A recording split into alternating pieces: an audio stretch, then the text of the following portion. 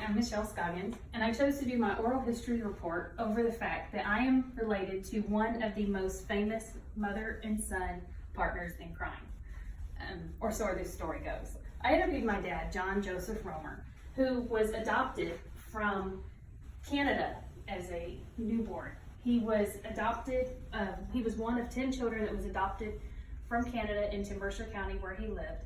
And the nun who ran the Catholic orphanage where he was adopted from told his adopting mother that he was a direct descendant of John Harrison Surratt. Now, at first, my first thought was, okay, but as he began to tell the story a little more, I learned that John Harrison Surratt was involved in the plot to kidnap Lincoln. In fact, his mother, Mary Surratt, who we have decided would be approximately my 7th great-grandmother, was the first woman to ever be executed in the United States.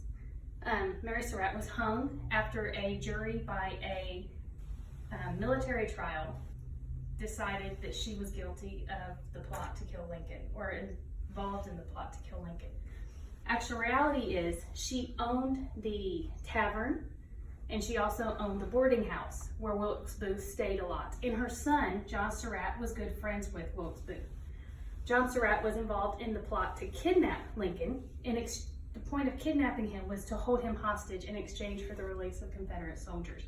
However, when situation after situation complicated things and the plan began to fail, Wilkes Booth made the decision to assassinate Lincoln. And it was not until he was at the theater and he was told that the president's box had to be cleaned because Abraham Lincoln was going to be there tonight, that Wilkes decided tonight was the night he was going to kill him. At that point, when the information was shared with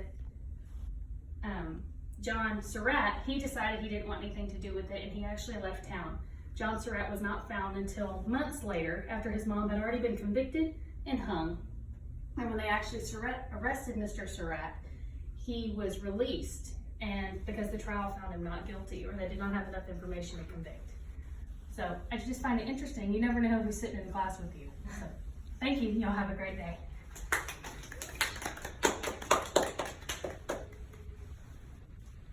Thank you.